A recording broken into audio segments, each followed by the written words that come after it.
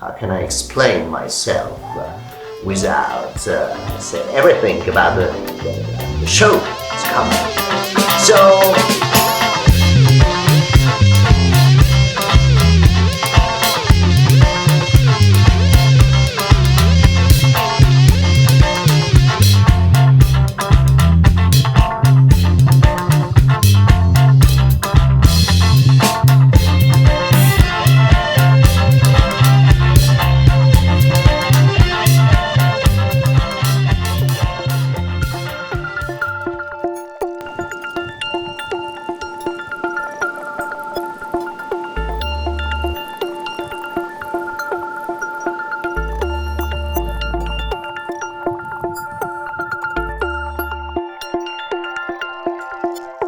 J'ai construit une maquette d'une ville en ruine.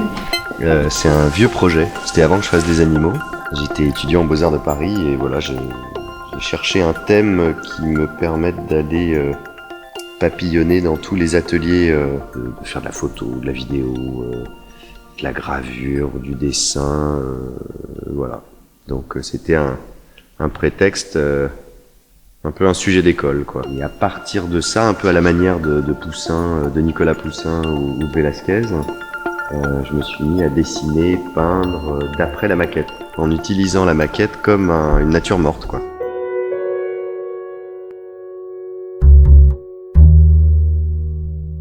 J'ai acheté Douville ici, Quentin avait 15 ans, et donc il a énormément travaillé ici. Donc les chantiers, tout ça, Quentin n'est pas du tout impressionné par les dimensions colossales, au contraire, même il est très attiré par ça.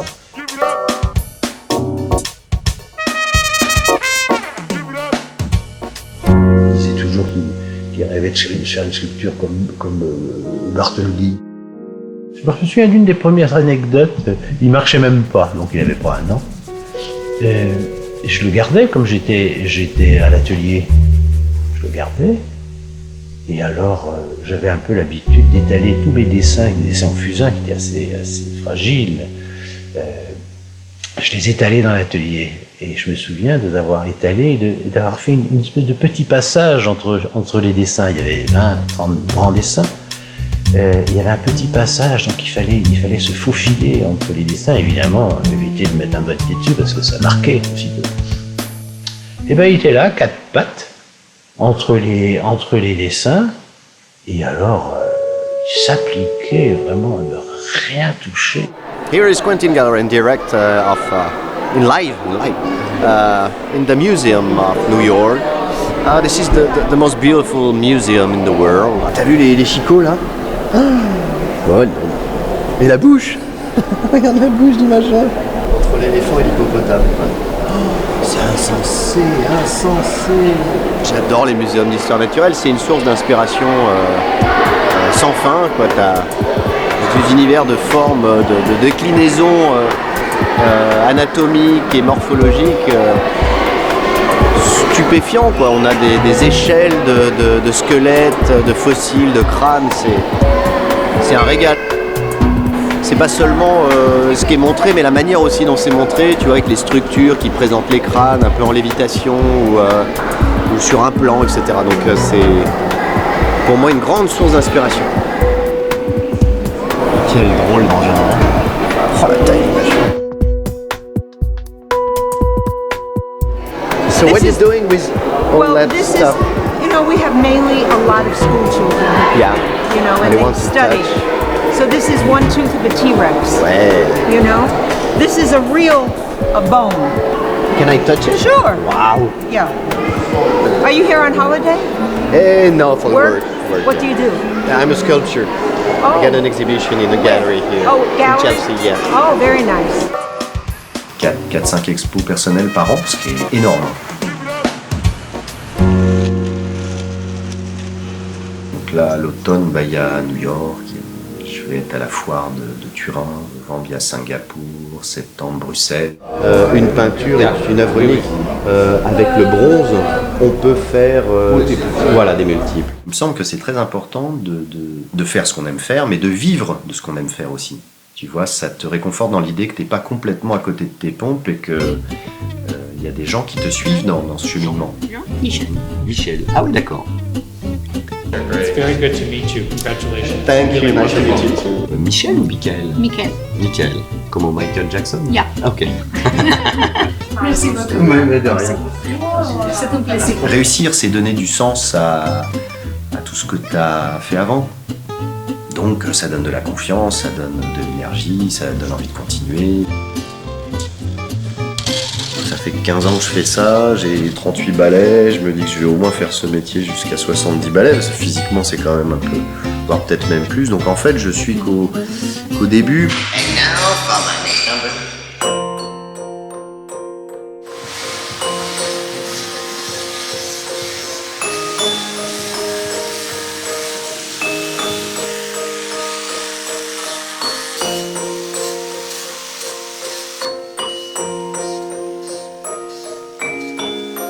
Le moment le plus émouvant dans la sculpture, c'est quand je les brûle après nettoyage, c'est de découvrir tous les effets de bois qui apparaissent après tout le travail de sculpture à la tronçonneuse. Du coup, ça efface toutes les traces d'outils et apparaît vraiment le jeu entre le sujet et le matériau, quoi.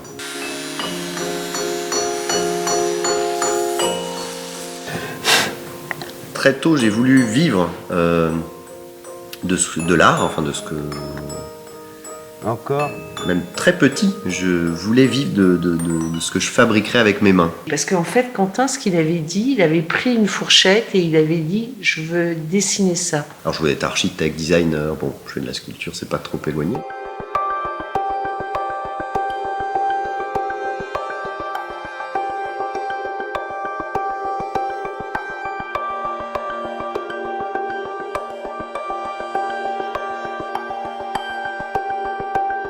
Ouais, après je vais faire des petits effets, tu sais, des stries dans la pupille qui se dilatent, des petits vaisseaux éclatés dans le blanc de l'œil. Le regard de l'homme s'habitue en permanence à l'échelle des choses. Et surdimensionner des objets qui parfois, je pense aux petits crânes d'oiseaux, tu vois, font quelques centimètres, et puis donner lieu à un spectacle de plusieurs mètres, il y a un trouble qui n'est pas simplement la monumentalité pour la monumentalité, faire un objet plus gros que l'autre, mais on retrouve un regard d'enfant. Mais qui est vrai aussi quand c'est en petit. On est une maquette, on se met à hauteur de personnages, on cherche à rentrer comme ça, avec son regard, comme si c'était vrai, quoi. On joue le jeu. Ça prend quelques minutes. Ben voilà. Et tu vois, la colle donne l'impression que c'est la larme.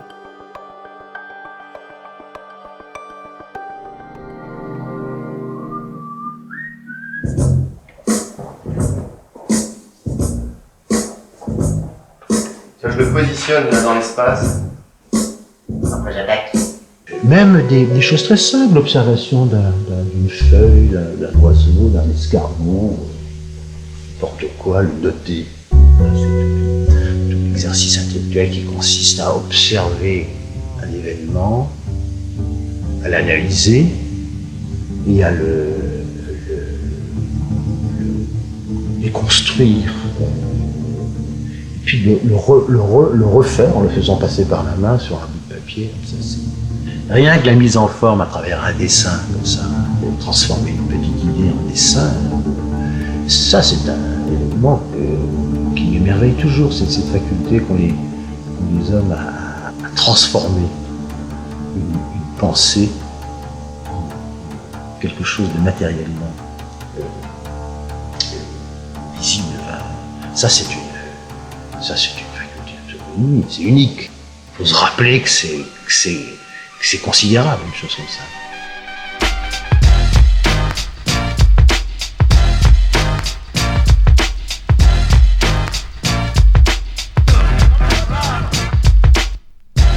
Mon rêve, c'était de savoir dessiner comme un dieu et de pouvoir... parce que j'avais le sentiment que le dessin... savoir dessiner, pour moi, est une liberté. Ça permet de tout imaginer en quelques coups de crayon.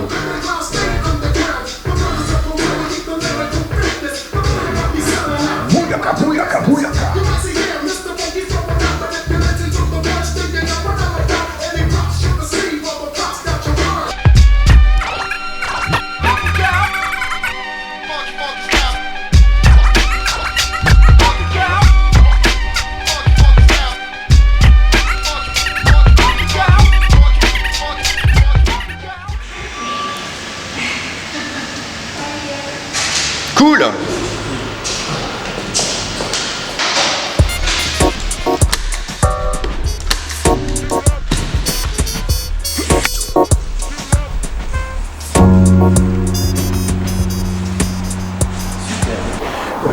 J'ai jamais pensé une seconde que je puisse être le maître de Quentin.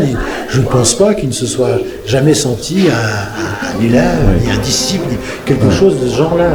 Je pense que c'était une proximité naturelle qui s'est rapprochée comme ça parce qu'il y avait des circonstances qui l'imposaient.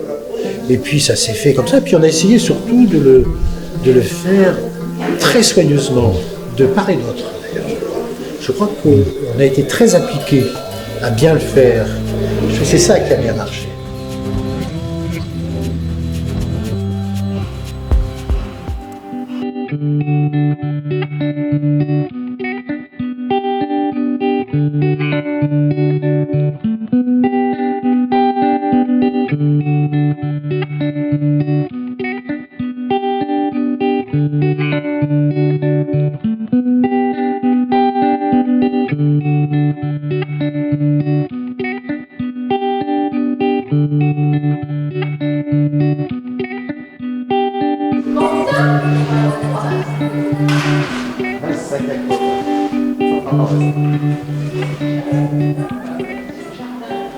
Alors, je suis total à côté de mes pompes.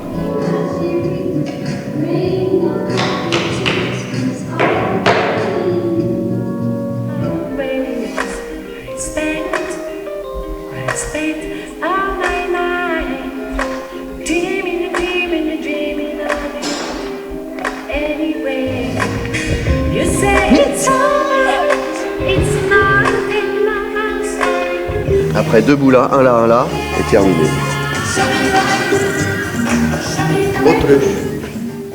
Toujours été et toujours fasciné par toute l'ingéniosité que l'homme développe et depuis l'aube de l'humanité à concevoir des objets. On usine, on cisèle, on fraise, on taraude. Quand tu regardes notre environnement, on est saturé d'objets et donc derrière ces objets, il y a plein de gens qui ont mis au point des systèmes, des machines. Je trouve ça insensé. On s'y est habitué, donc on s'émerveille peut-être un peu moins aujourd'hui de tout ça.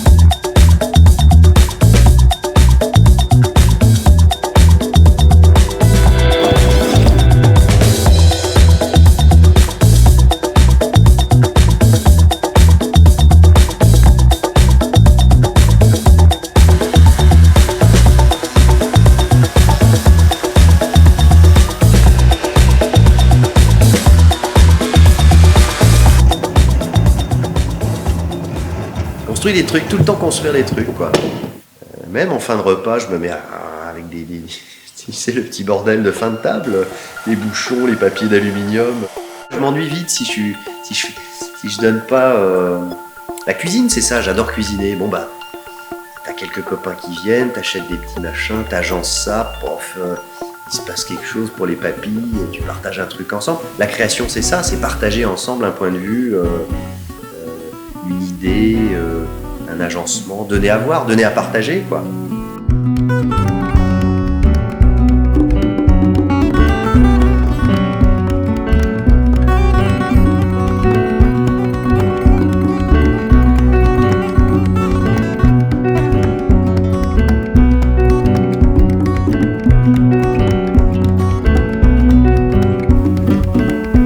C'est rien, hein. C'est du noir et du blanc, quoi. C'est génial. C'est ça que j'adore dans le fusain, c'est qu'il n'y a rien.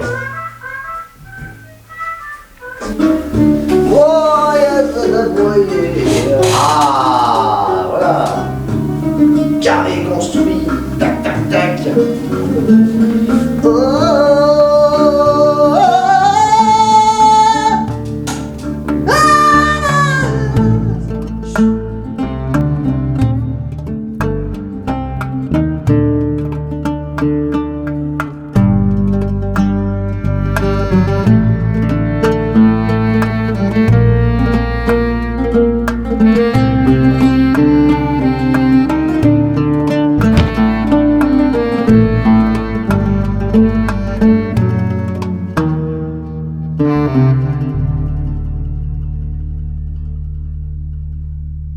Très tôt, moi j'ai compris que avoir un patron, l'école m'a appris ça, que là, j'avais un problème avec la hiérarchie, que donc être l'exécutant de quelqu'un allait me poser un problème dans la vie. Il foutait rien à l'école.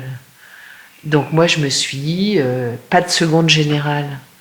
Et donc je lui ai trouvé un brevet, un BT, où il avait 10 heures d'enseignement général et plein d'heures d'histoire de l'art, dessin. J'ai fait l'école Maximilien Vox, qui est une école d'art graphique qui te prépare au métier de graphiste pour la pub, quoi.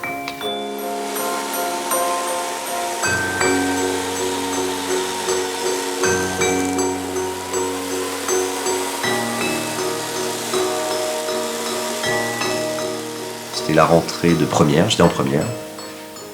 Je venais d'avoir 16 ans et mon premier trimestre était assez catastrophique. Bon, j'étais parti pour redoubler une deuxième fois.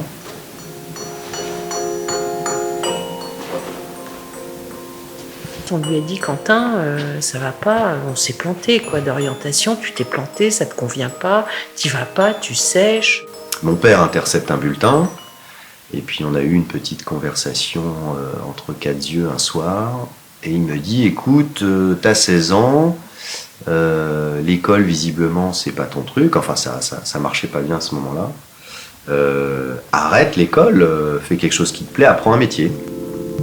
Ah, tu vois, un père qui te dit ça à 16 ans. À partir de ça, il faut obtenir ça à peu près. Du boulot. Du coup, je lui ai dit, ok, j'arrête l'école, mais tu m'apprends à dessiner. Voilà, toujours cette idée que le dessin était un peu la base de tout. Oh oui, elle est là. Elle est là, la petite autruche. Il faut lui faire le front très bas. Terre bête. On s'est laissé un mois pour réfléchir, donc il en a parlé à tous ses copains, peintres, etc. Moi, à mes camarades de classe, à mes profs, puisqu'à l'époque j'étais dans une école d'art graphique. Et tout le monde, unanimement, nous a dit, connerie, faites pas ça, rentrez pas dans une relation de maître à élève au XXe siècle, en plus père-fils, vous allez vous planter, qui passe le bac, qui verra après, etc. Et comme on est des vraies têtes de l'art, tout ça nous a paradoxalement réconfortés dans l'idée qu'il fallait le faire quand même. Donc j'ai arrêté l'école, je crois que c'était en novembre ou décembre de l'année de mes 16 ans, et on est rentré dans cette relation de maître à élève pendant presque 6 mois.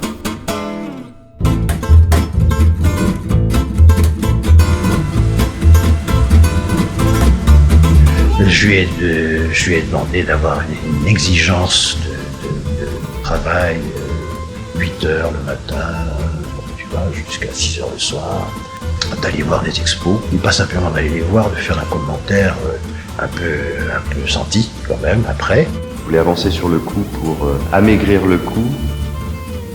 Ça y est, j'ai ma solution. Faut que je réduise un peu la tête en largeur et elle va paraître plus fine en longueur du coup. Voilà, faut pas forcer quoi. T'avances un coup, si t'as pas la solution, t'avances à côté et la solution arrive d'elle-même.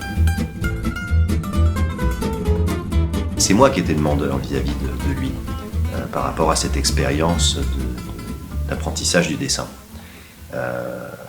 Donc, lui, il m'a grand ouvert ses portes de sa technique. Comme je sentais qu'il tournait quand même autour de la peinture, de l'art, mais à la manière d'un ado, quoi, de manière un peu désordonnée et un peu confuse, mais je sentais que ça l'intéressait comme ça.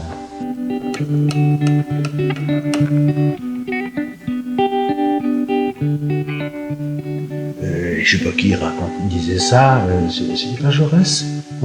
Il disait qu'on n'enseigne pas ce qu'on sait, on enseigne ce qu'on est. Voilà. Alors ça, je trouve que ça s'applique extrêmement bien. Parce qu'avec Quentin, j'ai pas le sentiment de lui avoir enseigné de grand chose. Ouais. Dans peu de temps, ça sera très en place.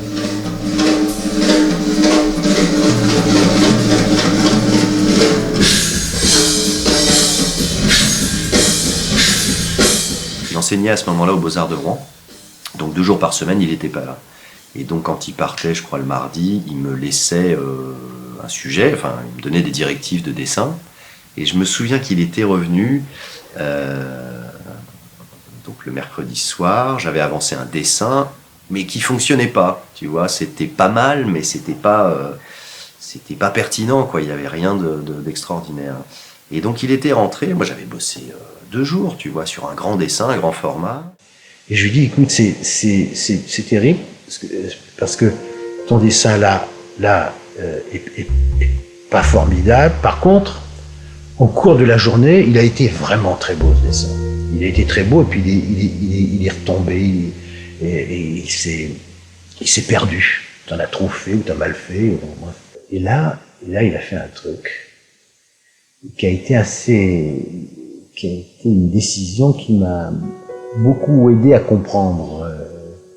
Quentin, il m'a dit, il n'y a pas de problème, il a effacé son dessin, il a recommencé à partir de 5-6 heures le soir, il a fini à minuit, et là, il a surtout il a réussi son dessin.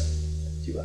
Donc il y a eu quelque chose, tu vois, de très important qui s'est joué là, à ce moment-là.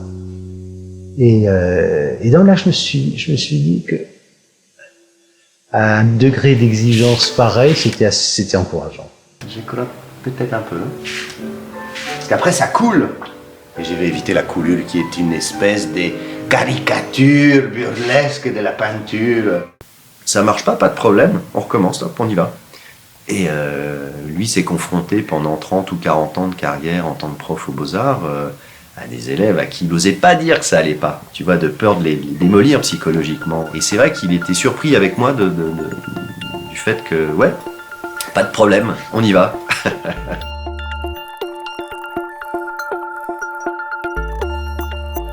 Et c'est en effaçant et en rajoutant des petites choses, finalement en enlevant des choses, que le dessin est devenu intéressant et qui s'est passé quelque chose.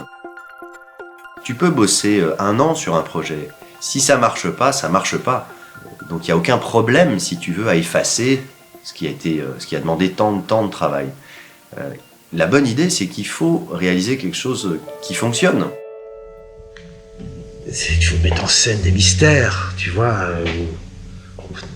déclencher des étonnements, des étrangetés, des incongruités, des bizarreries, enfin je sais pas, n'importe quoi, enfin, qui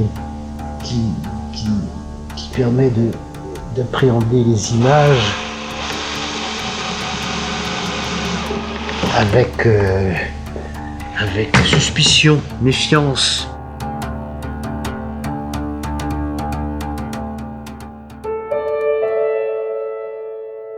Mon père a créé une petite, il était artisan électricien, une petite entreprise d'électricité. Je crois qu'il avait un certain goût pour le monde de l'art. Il faisait un peu de dessin comme ça, un peu, c'est quand même un peu particulier. Autre chose à faire dans son métier, tu vois, il était assez occupé. Et il trouvait le moyen de faire un petit truc. Je me souviens qu'il avait fait un espèce de petit bateau taillé dans un tronc d'arbre. Donc probablement j'ai dû hériter de ça. Et puis j'ai dû sentir qu'on avait un goût commun peut-être pour quelque chose. Probablement une aide silencieuse, une approbation un peu silencieuse. Ça c'est fort des fois ce genre de truc. Hein. Tu vois tous ces petits objets là, dans du capot plastique et tout ça. C'est quand même assez sympa de faire ça quand même. Évidemment, à 16 ans, quand tu fais comme ça énormément d'heures de dessin toutes les semaines, j'ai atteint un super niveau, tu vois. Donc ça m'a permis de constituer un dossier pour présenter le concours d'entrée aux Beaux-Arts de Paris, que j'ai eu. Il commence à s'affiner, et on commence à voir un peu le... Mais bon, il y a du boulot encore. Hein. Les Beaux-Arts de Paris, c'était pas une école, c'était plutôt des ateliers ouverts à tous. Santé. On papillonnait à la carte où on voulait, on allait faire de la photo, de la vidéo, t'apprenais la gravure, la soudure, tu faisais un stage en fonderie, tu partais vivre 4 mois aux États-Unis en programme d'échange. Ça c'est moi à Chicago, 21 ans. Voilà quoi, c'était plus un lieu avec des ateliers, puis des gens compétents pour te guider à travers les techniques. Regarde ça, c'est pas un tableau ça déjà. Je suis resté à Chicago, 4 mois. C'était en plein hiver, ça caillait. Et du coup, l'idée là-bas, c'était de faire des paysages urbains, quoi. Des espèces de jus à l'huile. Voilà, je voulais peindre la ville.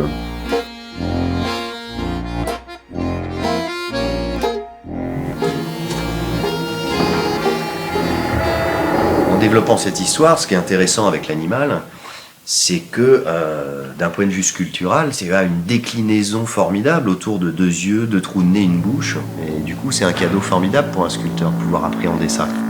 Et de jouer justement, tu dis, genre, je vais faire un poisson, tiens, si je lui tire un peu la mâchoire en avant, un peu prognate, hop, t'obtiens un mérou. Là, je cherche les points hauts. Tu vois les arcades, le haut des trous de nez, la pointe du bec, toute l'arête du bec. Une fois que j'ai ça, je peux descendre dans les creux, mais il faut pas que je descende trop tôt dans les creux, sinon après j'ai pas de marche arrière possible, quoi. Ce travail modifie le regard que j'ai sur les animaux, mais aussi sur les hommes. C'est-à-dire que parfois je suis là dans le métro et puis je regarde les gens, je me dis oh, lui ça pourrait vraiment être un taureau, tu vois, il a un côté, une tenue de buste, un air profond, des sourcils un peu en bataille. En tout cas, pèse de moins en moins lourd. L'inverse est vrai aussi. Parfois, en voyant certains animaux, je sais pas, le nasique, tu vois, ce singe qui a un énorme nez, signe de virilité chez les singes, mais pour nous, c'est carrément une hérésie anatomique, quoi.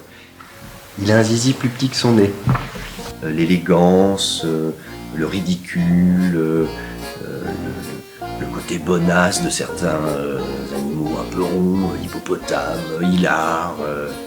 Et c'est un formidable prétexte pour un sculpteur pour développer un travail comme ça sur la matière. Ce qui est aussi à la fois assez intéressant avec l'animal, c'est que c'est un thème suffisamment universel pour pouvoir être donner lieu, en tout cas à des collaborations, muséum d'histoire naturelle, des paysagistes, donc de la sculpture dans des jardins, des fontaines, des éléments ornementaux. Moi, j'ai rien contre l'aspect un peu décoratif, tu vois, de mon travail. Ça me gêne pas, j'assume. C'est un bon véhicule, l'animal, que ce soit réduit à l'état d'os ou en chair. Du coup, je sais qu'avec ce thème-là, il va se produire des rencontres, des trucs auxquels j'ai pas pensé. Je sais pas, un décor d'opéra, tu vois, le carnaval des animaux de Camille Saint-Saëns.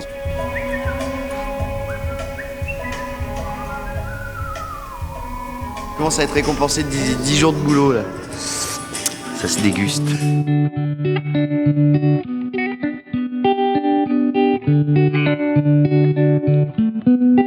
Pour moi, les Beaux-Arts, c'était une grosse pomme. Et l'idée, c'était que quand je ressorte, il ne reste plus qu'un trognon. 4e année aux Beaux-Arts, j'ai eu la Casa Velasquez. Donc en fait, j'ai arrêté les Beaux-Arts. J'ai fait ma 5e année de Beaux-Arts et ma première année de Casa Velasquez en même temps, quoi. Voilà l'atelier. Tu vois, t'as une grande baie vitrée, un rideau métallique. Là, j'arrive avec le camion. C'est là que j'ai fait mes premières sculptures en bois, quoi. À Madrid. Ça, c'est je crois, la première pièce en bois, espèce de crâne de poulet. Oh là là, ouais. Ah si, ça fait partie des premières pièces aussi. J'avais récupéré des mannequins, tu sais, des jambes de mannequins années 30 chez une copine. Et du coup, j'avais bâti dessus des têtes d'animaux, quoi, pour faire des espèces de chimères.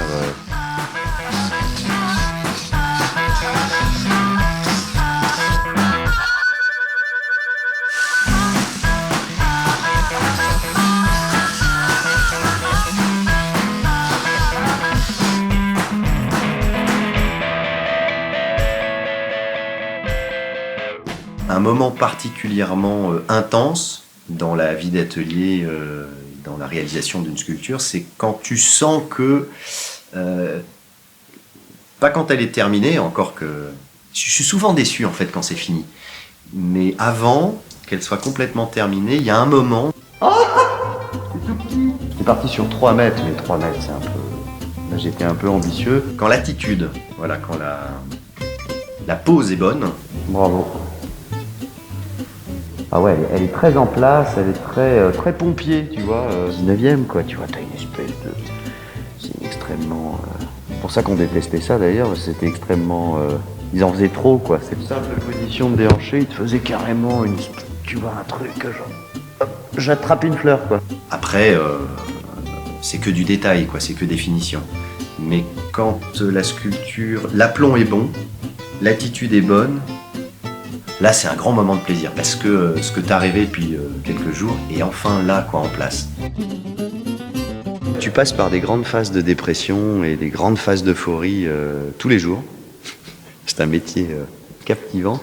Bah ouais, il y a des moments où tu te penses génial, donc t'es content, et puis des moments ça va pas du tout, tout ce que tu fais ça avance pas, au contraire ça recule et tu te sens minable, tu te demandes pourquoi tu fais ça, etc.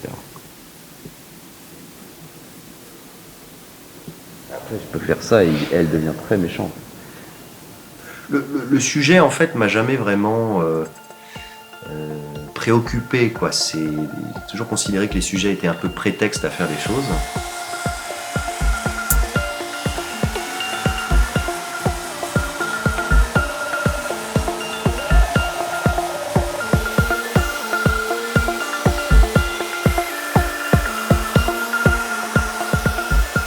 Comme j'avais beaucoup appris à dessiner avec mon père, et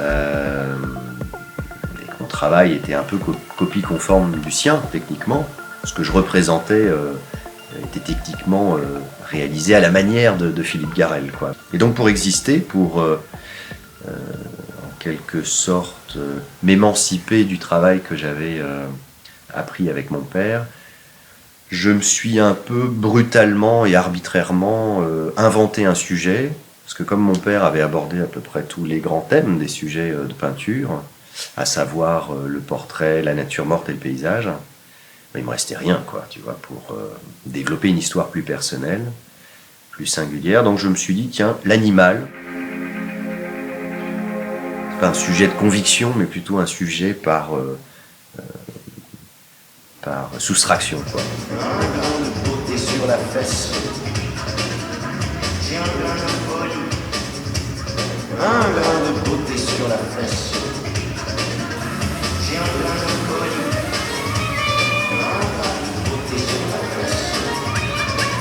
Il était bon en plein de choses.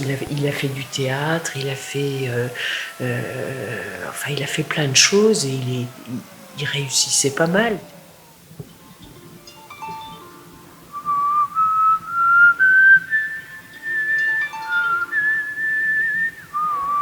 Moi, je l'aurais bien vu faire du théâtre. J'aurais beaucoup aimé qu'il fasse de la danse. Mais après, tu vois, un gars, il n'a pas voulu, quoi.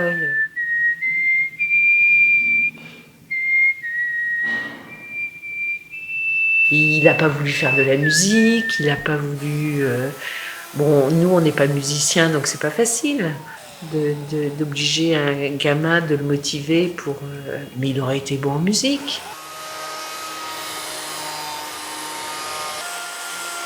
Au Beaux-Arts, il faisait partie de la Batouque. Tu vois, il se régalait. Je trouve qu'il se régalait dans beaucoup de domaines.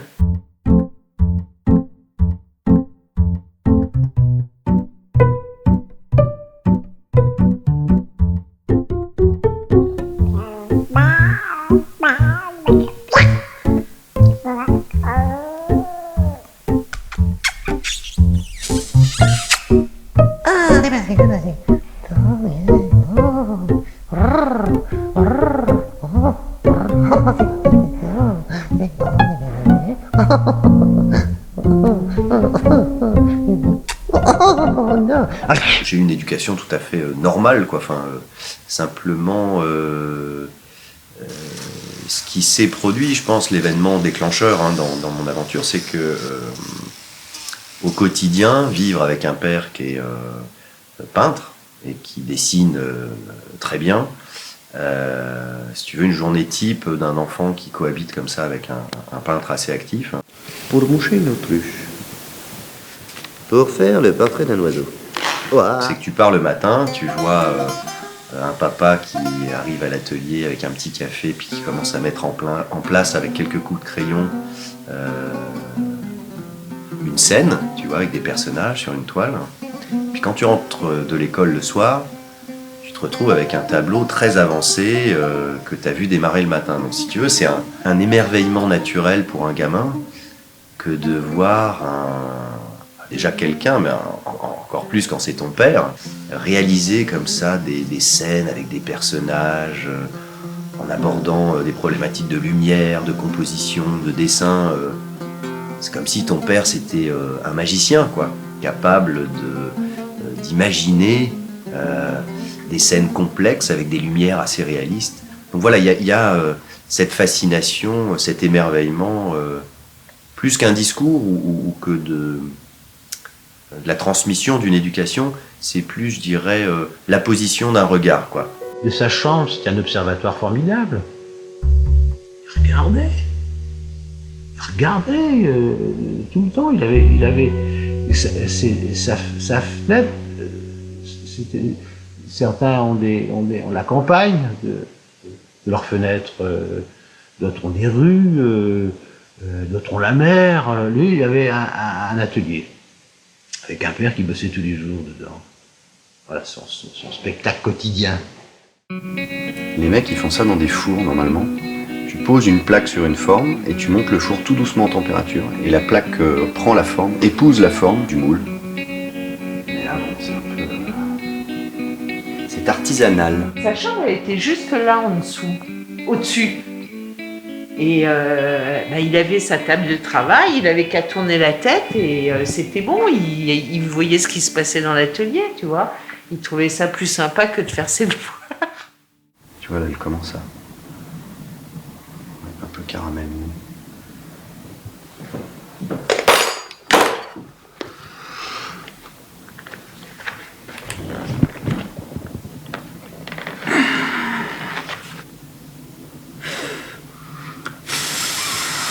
Voilà, ça va refroidir en quelques secondes.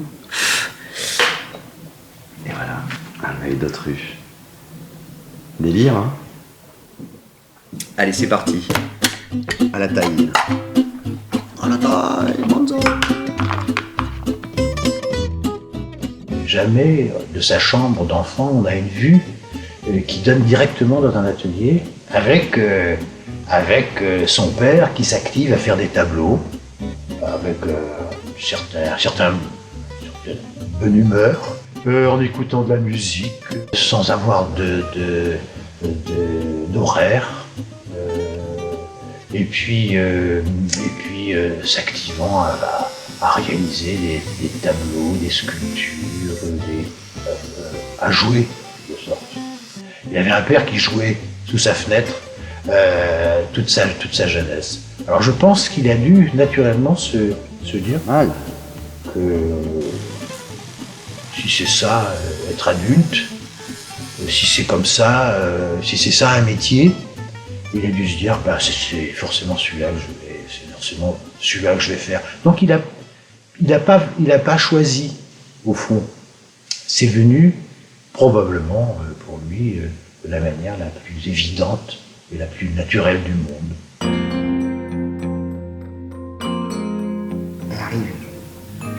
Elle arrive la copine. Bon, il y a encore un peu de boulot là. Quand tu vois quelqu'un simplement qui est heureux dans ce qu'il fait, il te donne envie. Être heureux, c'est un prétexte à faire n'importe quoi. Tu as un mec qui est heureux dans ce qu'il fait, c'est pas ce qu'il fait qui t'intéresse, c'est la manière dont il fait qui... Putain, il aborde les choses, ce mec, avec appétit, c'est un mec curieux qui s'émerveille de trucs dont la plupart des gens passent à côté. Pas facile, après la tronçonneuse, d'avoir des petits gestes précis avec le pinceau. En fait, c'est de la sensibilité, l'art, quoi. C'est tout. C'est-à-dire qu'il y a des gens qui voient des choses, des artistes qui voient des choses que les autres ne voient pas. Pourtant, ces choses existent et sont à la portée de tout le monde. Donc, c'est bien le regard que tu portes sur les choses qui est important et non pas ce que tu fais. Il faut cure-dent. Si j'ai pas de cure-dent, j'arrête la sculpture.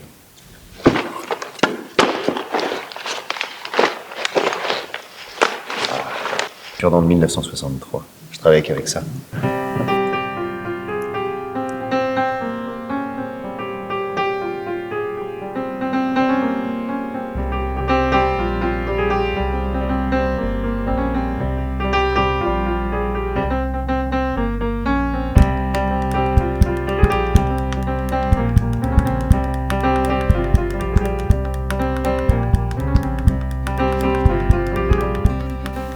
Tout ça, c'est plus abstrait, quoi. C'est plus qu'un simple bout de bois brûlé. Ça y est, c'est une autruche, quoi. Une petite boule. C'est une fête, la création. C'est quand même donner lieu à quelque chose de singulier. C'est presque un acte divin. Ah, c'est super. C'est dingue. Donc, c'est exaltant, c'est enivrant, c'est... C'est vrai qu'au bout de 15 jours, si j'ai pas fabriqué quelque chose, ça va pas, quoi. Ça va pas du tout. Je suis pas bien, quoi. L'autre jour, on était à la campagne chez les copains, il y avait des cailloux. Bah, on a fait un four à pain. On s'est ruiné le dos, le physique et tout, mais c'était bon, quoi. C'est ça qui est bien. Il y a en fait à chaque fois que j'avance, il y a de moins en moins d'écart entre l'intention et la réalisation, quoi. Qu'avant, entre ce que je voulais faire et ce que je faisais, bah, je m'en accommodais, quoi. Il y avait quand même un grand écart, quoi. Et là, plus ça avance, mon histoire, et plus je suis proche de l'idée initiale, quoi. Conne à souhait, fier et conne à la fois. Je sais qu'il y a beaucoup d'artistes qui aiment pas l'idée que leur enfant ou leurs enfants fassent de l'art. Moi, j'ai toujours été enchanté par ça.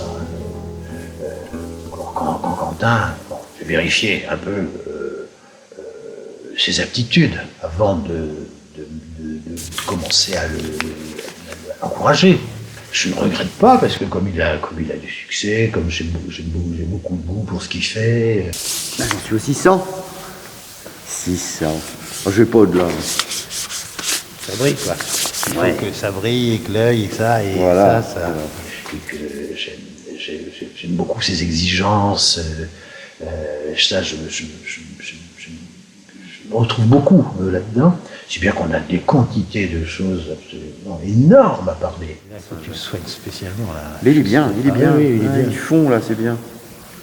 T'as mis du 600 là-dessus aussi? Ouais, 600. La laine. Laine de fer. Triple zéro.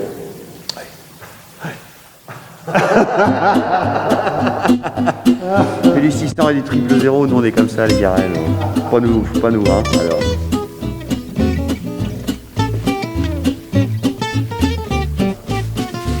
Quand le cirage est sec, un coup de chiffon. Et après, Au moment où j'ai passé mon diplôme aux Beaux-Arts de Paris, donc j'étais déjà en Espagne depuis 1 an en fait, à la Casa Velasquez. Et je suis revenu, j'ai affrété un camion, puis j'ai embarqué plein de sculptures et je suis retourné à Paris passer mon diplôme. Et là, j'avais un jury extrêmement conceptuel. Et puis moi, à ce moment-là, j'étais très pompier, tu vois, faire des grosses têtes de cochon. Les conceptuels sont durs. C'est-à-dire, c'est pas des tendres avec le dessin, avec des formes d'art plus classiques. Donc c'est vrai que je me suis confronté à pas mal de profs qui disaient « Mais monsieur, vous appartenez à une autre époque, quoi, l'air de dire du ballet, quoi. » Ils me disaient que le dessin c'était fini, c'était en 98, qu'il fallait introduire du concept, que j'ai une maturité de regard sur mon travail, que j'ai du recul. Mais comment tu veux demander à un gamin de 22 ans d'avoir du recul sur ce qu'il fait, alors que moi j'étais dans le faire, je me posais pas de questions. je vais dormir ce soir encore. Tu fais 5 ans d'études et on m'a demandé ce que je voulais faire plus tard. Tu vois, à l'entretien oral avec le jury me dit « Mais qu'est-ce que vous voulez faire plus tard ?» Je sais pas, je veux vivre de la sculpture. Ils se sont marrés, tu vois. L'air de dire c'est pas comme ça que ça marche, quoi. Vous faites pas 5 ans de Beaux-Arts et hop, je vais vivre de la sculpture. Mais j'aurais dû leur répondre écoutez, si ça marche pas, je ferai comme vous, je ferai de l'enseignement.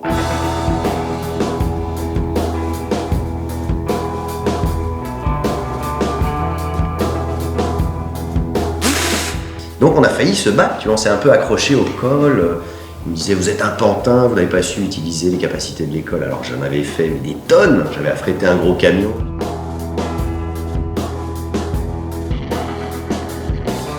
Les conceptuels, ah non, il faut pas que ce soit fait à la main, il faut pas que la trace de l'homme apparaisse. Il faut que tout soit manufacturé et comme un objet sorti du monde industriel.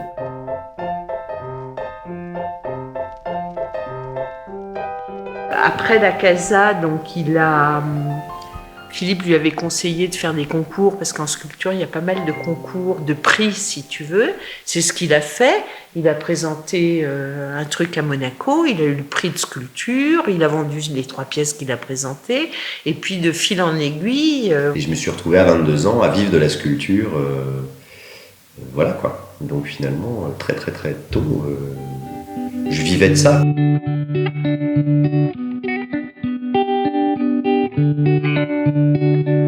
Finalement, je pense que le dessin est beaucoup plus conceptuel que toutes ces idées abstraites qu'on veut nous mettre en scène aujourd'hui à travers des discours.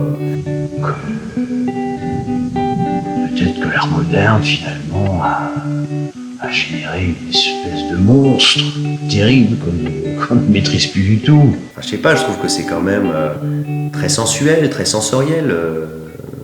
L'art, enfin, on dit art plastique, j'aime pas trop ce terme, mais et vouloir trop, mais ça c'est typiquement français, introduire de concepts et d'idées dans la forme, appauvrit terriblement, souvent, en tout cas, la forme et l'objet, quoi. Ça manque un petit peu de spontanéité et de saveur. Et le pain blanc? Ah! Une sculpture en emmène une autre, et une évolution naturelle s'opère au fil de l'avancement de ce travail. Bon, d'une part parce que l'animal c'est infini, quoi. Il y a un registre de formes vraiment infini. Donc là-dessus, je pense qu'avant de pouvoir faire le tour de tout ça, une vie suffirait pas. Mais surtout, dans l'art, ce qui m'intéresse, c'est pas quoi, mais comment. Voilà. Et ouais, j'attache beaucoup d'importance au comment. Tu regardes l'histoire de l'art, la peinture classique, c'est rempli de vierges et de Christ. Pourtant, qu'est-ce qui fait qu'on retient cet artiste-là plutôt qu'un autre? C'est bien sa façon de peindre l'annonciation et non pas le sujet, puisque l'histoire de l'art est remplie d'annonciations et de descente de croix, etc. Donc c'est bien le comment. Et c'est vrai qu'il y a des œuvres que j'aime beaucoup parce que voilà, elles sont faites d'une certaine manière. Et en fait, je me préoccupe assez peu de ce qu'elles représentent.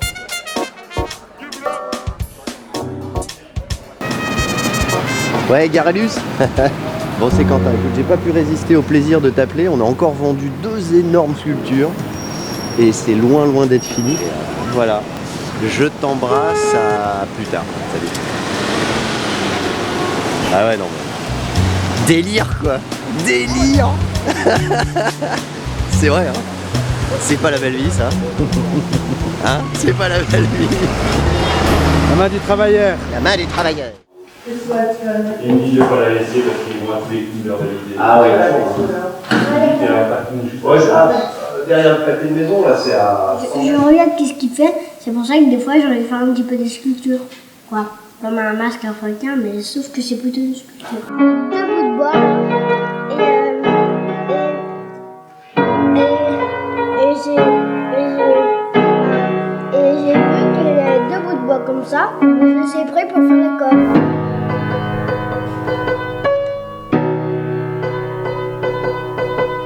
Je pense que j'ai pas mis de couleur dessus, à part ici. J'en ai mis qu'un tout petit peu. Je voulais représenter une fleur, mais vu que j'ai oublié de mettre un trait ici.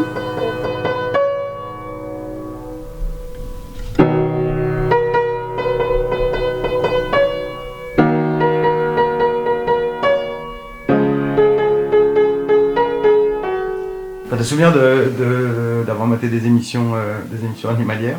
Ouais, j'aimais bien ça, mais enfin comme tous les enfants, quoi. Pas plus, pas moins, non.